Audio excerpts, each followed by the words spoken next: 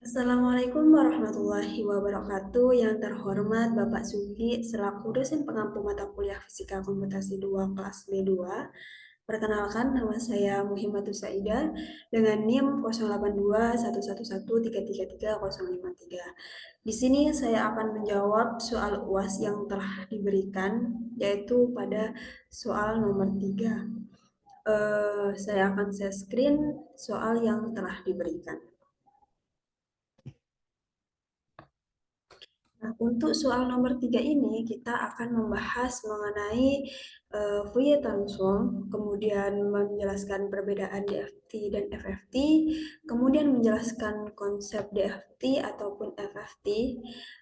Yang yang selanjutnya kita merumuskan analitik dari DFT ataupun FFT, kemudian mengubah rumusan analitik itu menjadi rumus numerik. Yang terakhir kita menjelaskan hubungan persamaan numerik yang didapat dengan algoritma kupu-kupu. Nah, selanjutnya saya akan menjelaskan mengenai apa itu transformasi Fourier. Nah, transformasi Fourier sendiri itu metode yang digunakan untuk memindahkan fungsi domain waktu menjadi fungsi domain frekuensi. Dalam hal ini, eh, kita akan mencari fungsi basis pada domain frekuensi. Nah, untuk domain waktu sendiri itu merupakan superposisi dari gelombang-gelombang yang ada yang digunakan sebagai gelombang pendukung. Nah, ketika gelombang pendukung itu dijumlahkan, maka akan menjadi kurva domain waktu yang digunakan untuk transformasi Fourier menjadi domain frekuensi, di mana puncak pada kurva domain frekuensi menggambarkan jumlah gelombang pendukung yang terdapat pada domain waktu sebelumnya. Nah, yang selanjutnya saya akan menjelaskan mengenai konsep dari DFT dan juga FFT. Untuk DFT sendiri, yaitu transformasi Fourier digital, merupakan suatu teknik yang digunakan untuk menganalisis sinyal diskrit dalam domain frekuensi, di mana DFT ini diterapkan pada data yang terdiri dari sejumlah titik waktu diskrit. Nah, untuk proses DFT itu melibatkan perhitungan koefisien kompleks yang merepresentasikan berbagai komponen frekuensi dalam sinyal. Nah, sedangkan untuk FFT sendiri atau Fast Fourier Transform yaitu suatu algoritma efisien yang digunakan untuk menghitung transformasi Fourier diskrit dari suatu sinyal atau data. Nah, di sini berarti FFT itu digunakan untuk membantu DFT dalam menyelesaikan suatu permasalahan agar lebih mudah dan cepat. Nah, FFT ini memanfaatkan struktur simetri dalam perhitungan DFT untuk mengurangi kompleksitas waktu.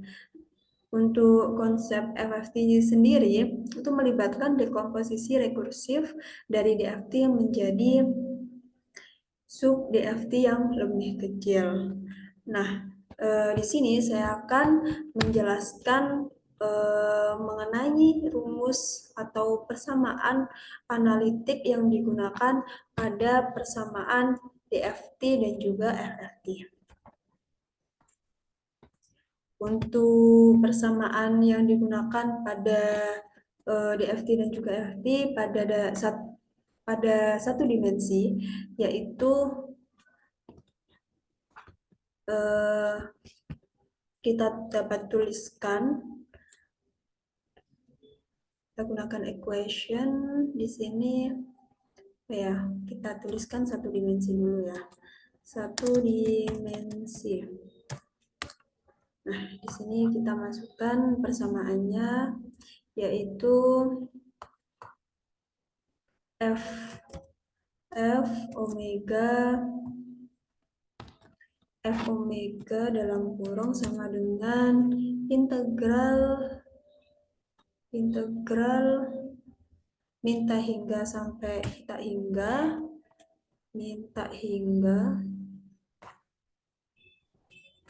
sampai tak hingga dengan persamaan FT dikalikan E pangkat E pangkat min J omega T dt. Oke, dari persamaan ini kita ketahui bahwa ketika input ini merupakan satu dimensi, maka output dari input ini juga satu dimensi. Nah, data yang kita ambil untuk persamaan ini itu dari waktu minus tak hingga sampai waktu plus tak hingga. Nah, kita dapat menyelesaikan persamaan ini dengan menggunakan persamaan numerik agar kita lebih mudah dalam menyelesaikannya dengan menggunakan komputasi. Nah, untuk persamaan numeriknya sendiri kita dapat tuliskan F sama dengan F dalam kurung K kurung sama dengan sigma. Kenapa di sini itu sigma? Karena dalam fisika dalam komputasi itu tidak mengenal itu apa itu integral, sehingga kita ubah menjadi sigma. Nah, sigma ini batasnya yaitu dari n sama dengan 0 sampai n besar min 1 dengan persamaan Fn dikalikan E pangkat min C 2pi 2pi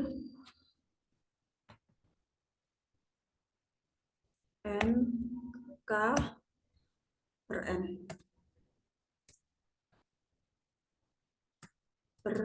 besar. Nah, dari persamaan ini ketika ada E pangkat atau eksponen, maka kita dapat rubah menjadi persamaan kosinus, sehingga kita dapatkan persamaan, kita copy, Ctrl C, Ctrl kemudian kita masukkan persamaannya, yaitu ini kita ganti dengan cos dalam kurung 2pi 2pi n k per n besar tutup kurung dikurangi C. Nah, ini kita masukkan yang untuk sinnya, kita copy saja biar lebih cepat.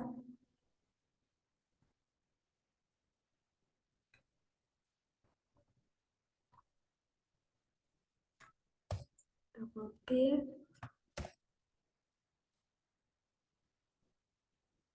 Kemudian ini kita ganti menjadi sin 2 np nk per n.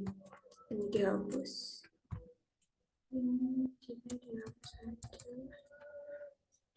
Nah, dari sini dapat kita ketahui bahwa untuk komponen yang ini itu merupakan bilangan real, sedangkan untuk komponen yang terdapat J ini merupakan bilangan imajiner. Ini merupakan persamaan numerik untuk Fourier transform pada satu dimensi. Nah, untuk yang dua dimensi, persamaan Fourier transformnya yaitu kita dapat tuliskan sama, kita copy aja dari sini, kemudian kita masukkan. Nah, ini untuk yang dua dimensi ini ada komponen omega 1, omega 2. Jadi kita masukkan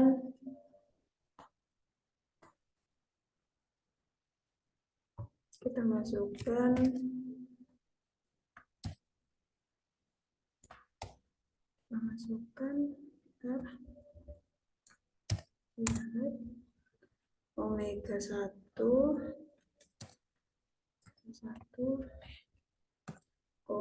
omega 2.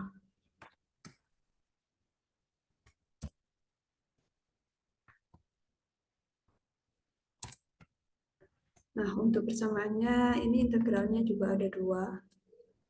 Jadi kita tambahkan saja di sini integral ini dimasukkan integral ini.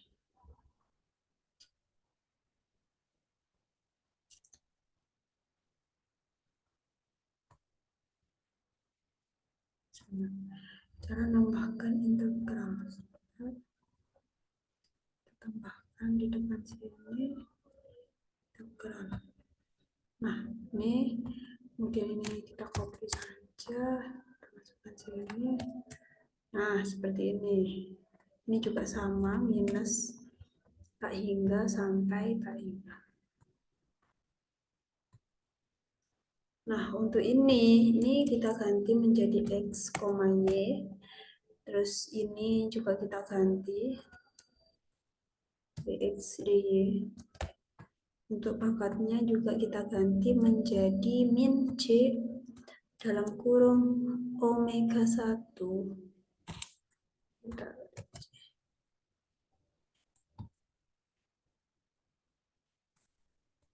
Over omega 1 dikalikan X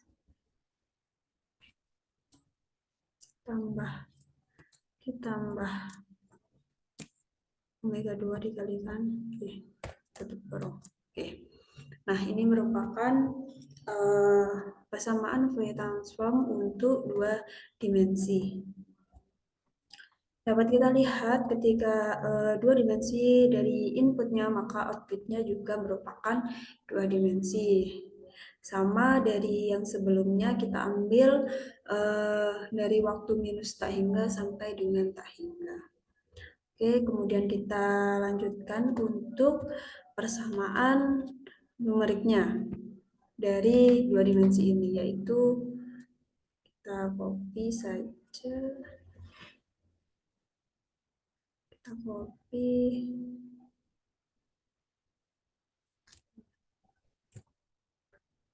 Tidak bisa. Ini kita copy. Kalau nggak bisa langsung aja.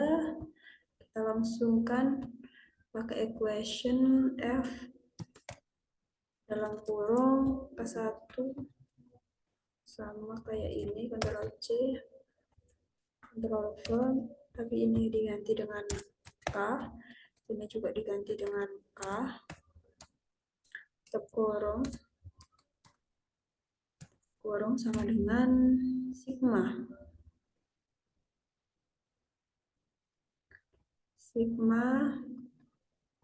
Kemudian kita masukkan sigma lagi. Nah, sigmanya juga sama, N1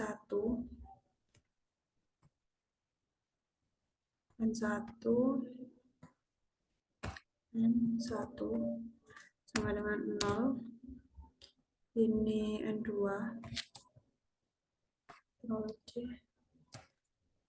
ini N2 2 sama dengan 0 juga. Kemudian ini N1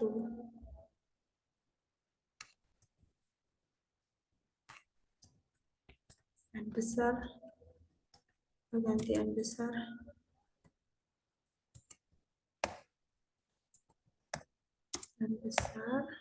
kurangi 1, ini N2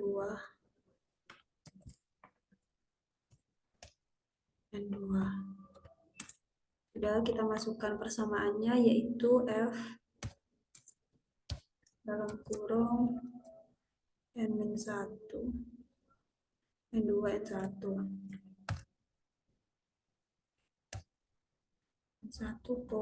N2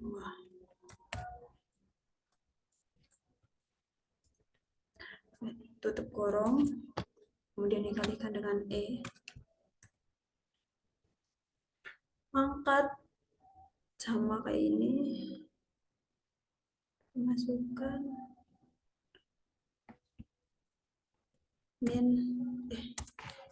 angkat min C2Pi C2P C2P N2P nggak pakai N dalam kurung K1 K1 N1 dibagi dengan N1 besar ya, nah, ditambah K1 N1 ya, N1 kemudian 1 N besar sama diganti dengan N2 kita ganti dengan N2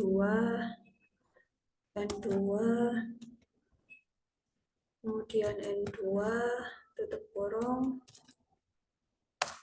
dah. Oke, nah ini merupakan persamaan numerik dari dua dimensi. Nah, data untuk N ini diambil dari sejumlah N data yang mewakili waktu dari minus tak hingga, dari minus ini minus tak hingga sampai dengan tak hingga. Jadi kita dapat menjelaskan bahwa sigma ini merupakan pengganti dari integral dari persamaan transformasi Fourier. Nah, kemudian dari persamaan ini kita dapat menginputkan data yang kita dapat. Kemudian dari persamaan ini kita telah menjelaskan seperti itu bahwa nilai dari N ini merupakan nilai pengganti dari waktu dari minta hingga sampai tak hingga. Nah, untuk yang DFT ini dapat diketahui bahwa persamaannya juga sama dengan persamaan ini, hanya tetapi ketika jumlah K ini yang dihitung sebanyak K, maka yang dibuat sama dengan N. Sehingga dalam DFT itu jumlah data yang dihitung sebanyak K dapat dikalikan dengan N. Atau ketika K itu sama dengan N, maka N dapat dikalikan dengan N. Seperti itu.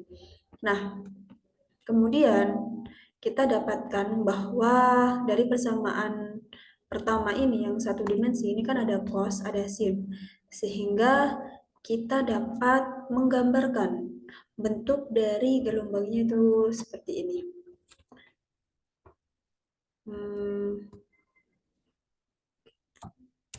Bentar kita masuk shape. Ada bentuk gelombang. Oke, kita pakai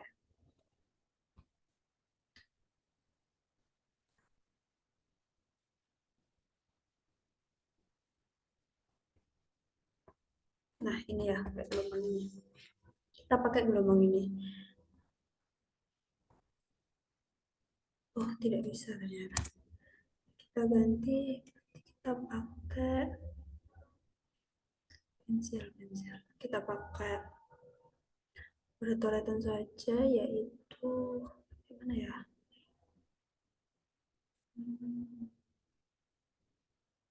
Coba ini, apakah ini bisa?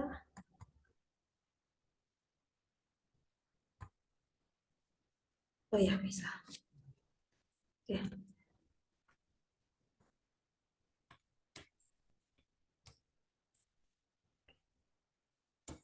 Terus kita pakai tadi ya. Pakai ini. Jadi untuk yang cos itu bentuk gelombangnya itu seperti ini.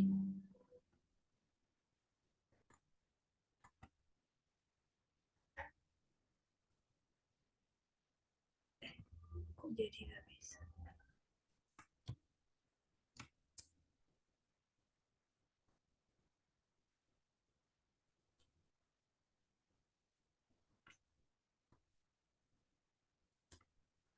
mana ya buat yang pakai ini ya, bukan. Hmm,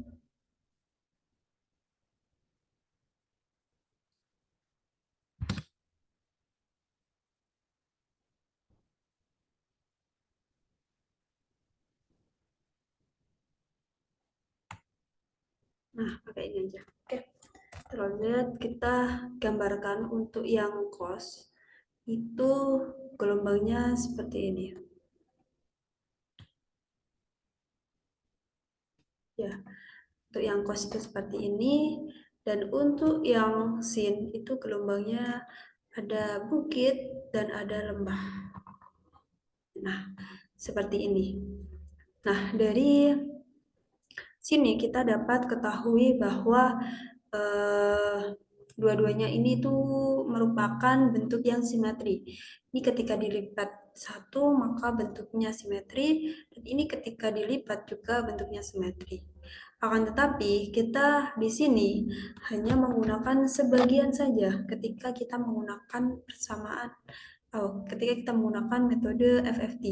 Jadi kita gunakan yang sebagian ini dan juga sebagian ini saja.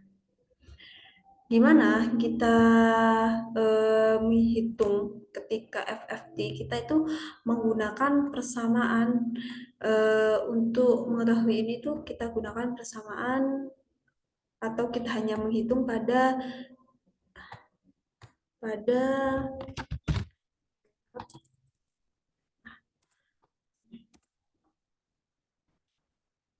hanya menghitung pada n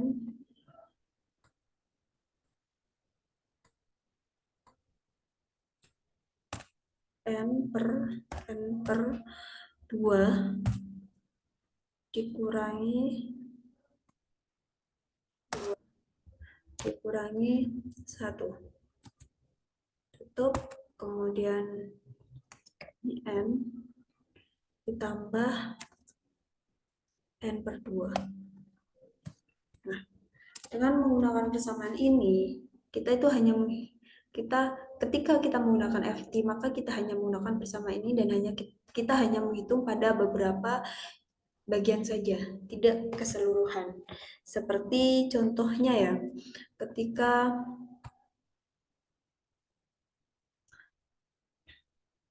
seperti contohnya ketika kita sudah menghitung pada bagian sini,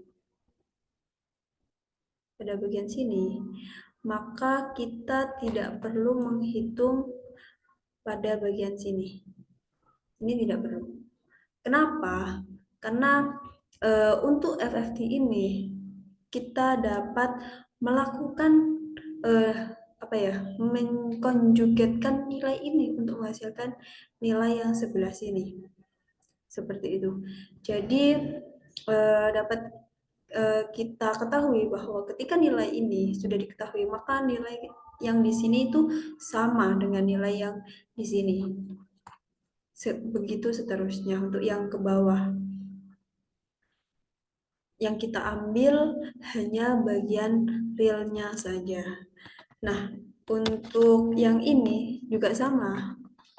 Ketika kita sudah mencari nilai yang di sini, maka kita tidak perlu mencari nilai yang di bawah sini. Karena nilainya juga akan sama ketika nilai ini akan dikonjugatkan dengan nilai yang di sebelah sini. Seperti itu. Untuk selanjutnya kita akan masuk pada perbedaan dan juga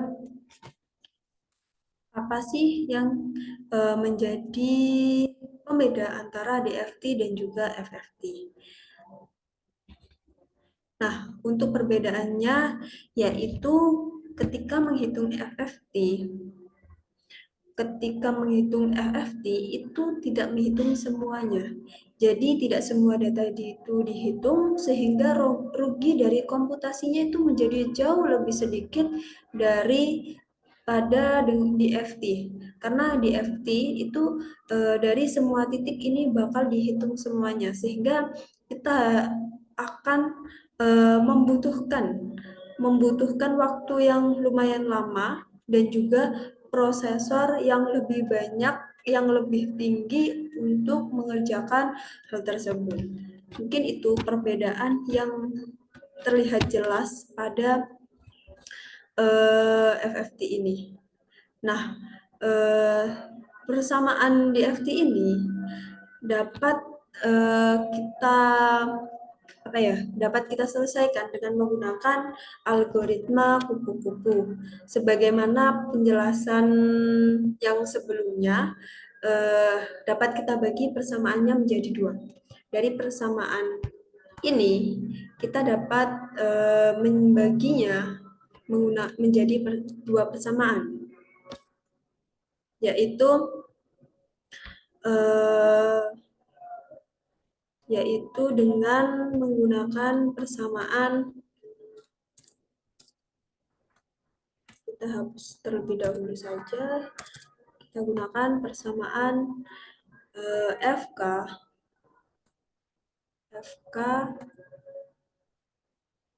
equation, kita gunakan FK sebentar, kita masukkan, kita gunakan F nikah sama dengan sigma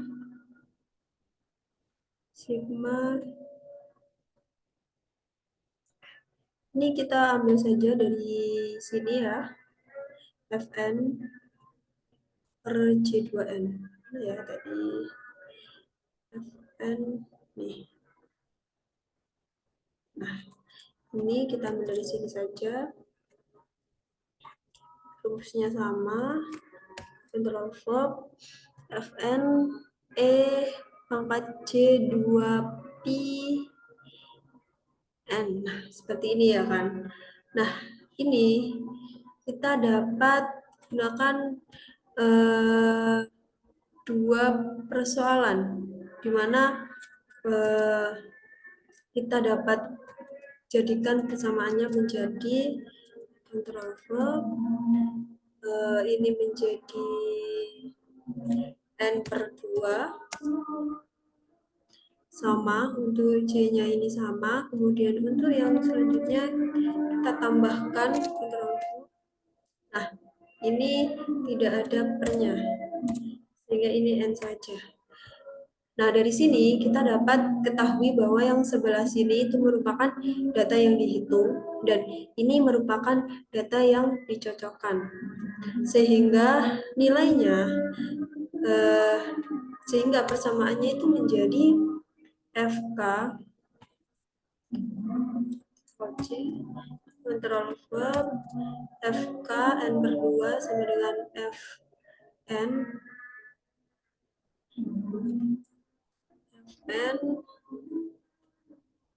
sebentar, Fn sama ini Fn kecil, Fn ditambah dengan Fn plus Ctrl C, Fn plus ini N plus N besar per 2 dalam, kemudian dalam kurung E pangkat C pangkat min C pi K pi. Oke, tutup kurung dikalikan dengan E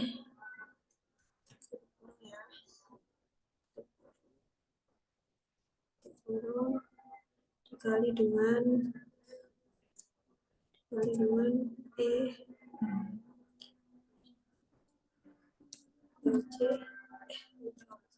Ctrl C Ctrl V.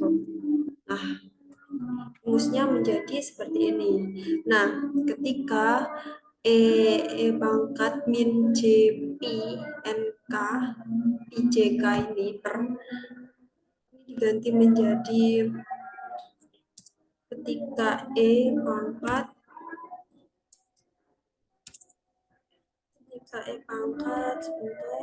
Ctrl C Ctrl swap ketika pangkat min JPK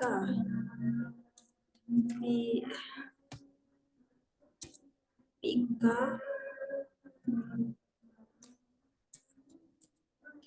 Pika ini sama dengan min 1K maka ini akan berubah menjadi dua persamaan yaitu ada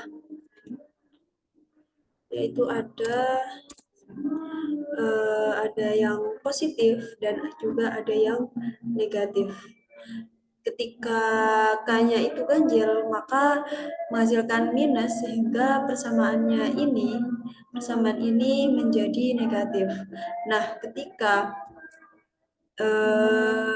nilai nilai K-nya itu genap, maka nilainya itu menjadi positif. Seperti itu. Nah, dari persamaan itu maka kita dapatkan persamaan F, kita masukkan ke dalam equation saja biar gampang.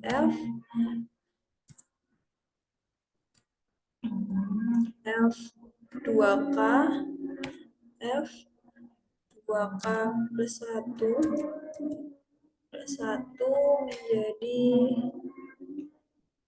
ada F2K dan juga F2K plus 1. F2K-nya itu sama dengan kita misalkan bahwa langsung saja ya dengan persamaan yang sebelumnya kita dapatkan yang positif yaitu masukkan saja langsung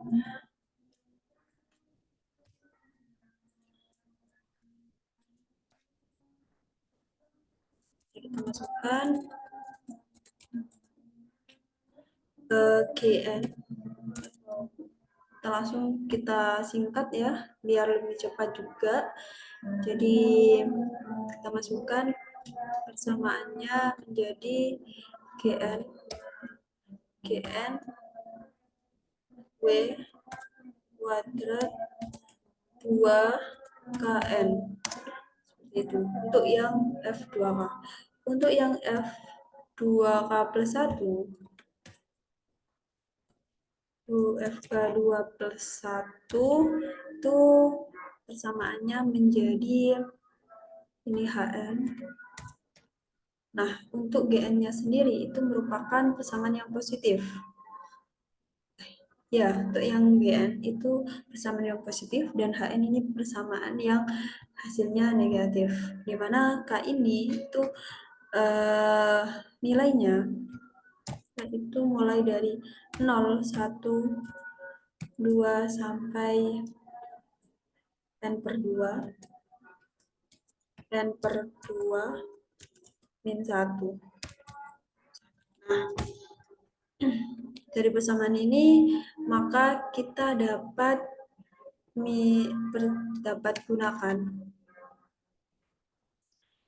gunakan bahwa menggunakan persamaan algoritma kupu-kupu atau kita hubungkan persamaan ini dengan algoritma kupu-kupu yang mana algoritma kupu-kupu itu dapat kita gambarkan seperti ini. Kita gambarkan karena saya lupa untuk mencari, jadi kita gambar langsung saja ya. Kita gambarkan itu seperti ini. Ya ada untuk 1, ini untuk 2, dan seterusnya.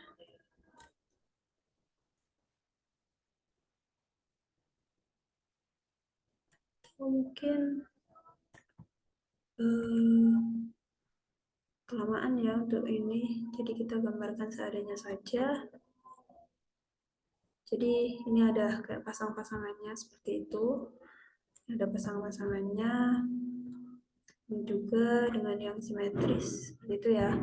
Kemudian ini yang simetris, ada lagi seperti ini. Nah, kemudian ini tuh disambung-sambungkan dengan sini, ini disambung dengan ini ke bawah dan seterusnya, terus ini disambung dengan ke atas, disambung dengan ke atas seperti itu. Nah, kemudian dan seterusnya sampai ada beberapa jajar, mungkin ada 3 untuk bersambung terus seperti itu. Kemudian untuk mencari nilai FO atau F0 yang berada di sebelah sini ketika kita mendapatkan nilai ini, itu dapat kita cari dengan persamaan dengan cara yang seperti ini. Ini ke sini, kemudian ke sini. Ini, kemudian selanjutnya ada ini ke sini, kemudian ke sini. Seperti itu dan seterusnya untuk jajaran selanjutnya dan selanjutnya sampai ketemu F0. Nah, dari situ kita dapat menggunakan persamaan. Kita dapat menggunakan persamaan kita dapat menggunakan persamaan bahwa F0 itu gunakan langsung aja ya F0, gunakan equation saja F0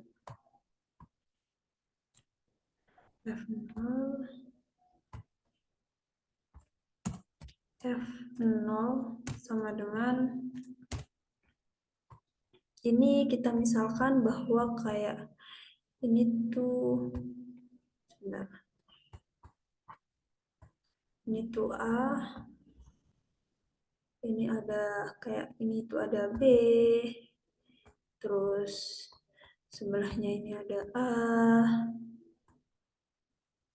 seterusnya seperti itu. Jadi dapat kita hitung dengan menggunakan algoritma kupu-kupu itu dengan persamaan seperti ini untuk mempermudah kita.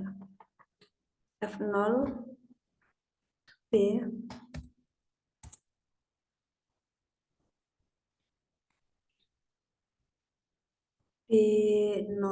B1 nih. Ini B1 kemudian terus ditambah dengan P2 ya, sesuai dengan apa yang digambarkan atau yang dicari seperti itu. P2, kemudian dari persamaan ini maka kita dapat mencari bahwa kita peroleh bahwa B1 dan B2 itu dari persamaan ini.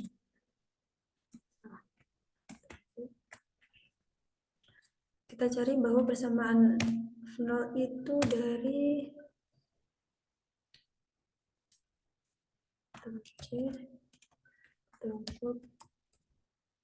ini dari A, dari bagian ini yang sebelumnya, jadi yang bagian A ini.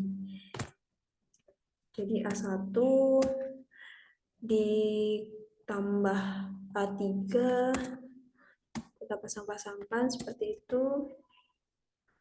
Kemudian untuk ini yang untuk B1,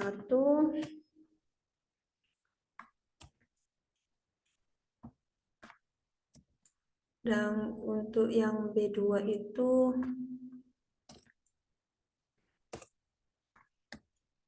A2 dengan A4 seperti itu. A2 dengan A4.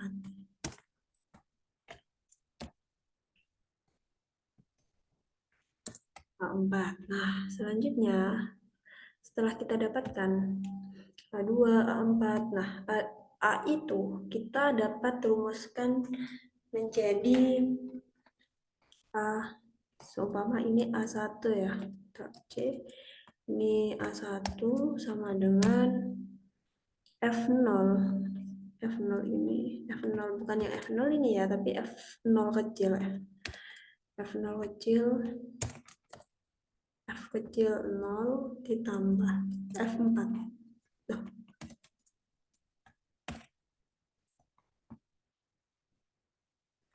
C tambah kontraflux F4 dikalikan dengan W,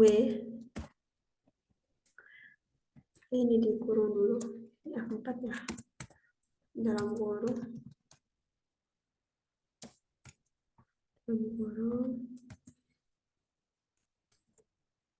dikalikan dengan W pangkat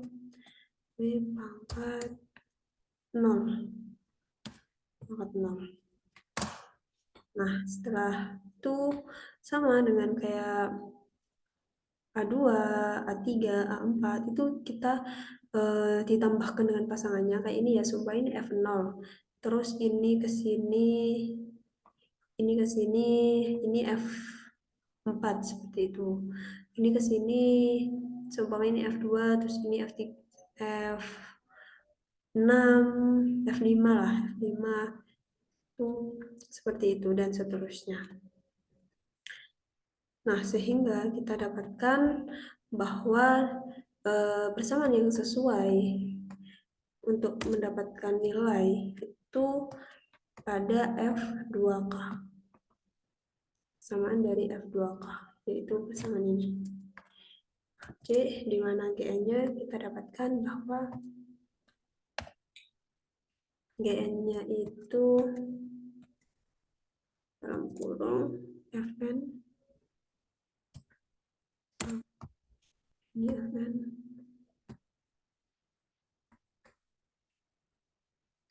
Fn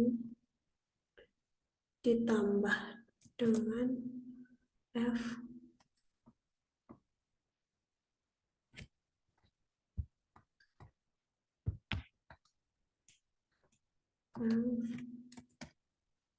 N plus N besar per 2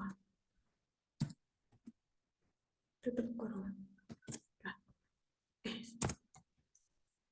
Nah, seperti itu dikalikan dengan 2KN. Jadi persamaan yang sesuai untuk mencari nilai untuk membuktikan atau mencari nilai pada FFT dengan apa? Dengan metode algo kupu-kupu atau yang berhubungan dengan algo kupu-kupu, yaitu persamaan F2K sama dengan N per 2 min 1 sigma N sama dengan 0 sampai N per 2 min 1 dengan persamaan Fn plus N per 2 dikalikan W 2KN. Dengan W ini itu merupakan nilai dari E pangkat min C2P per N per 2 dikalikan dengan KN yang tadi di awal. Seperti itu. Mungkin itu hubungan dari FFT dengan algoritma kupu-kupu. Mungkin sekian yang bisa saya jelaskan pada soal UAS nomor 3. Mohon maaf bila ada salah kata yang kurang berkenan pada penjelasan saya dan banyak yang kurang dimengerti. Kita masih belajar sama-sama. Mungkin itu dari saya. Terima kasih. Wassalamualaikum warahmatullahi wabarakatuh.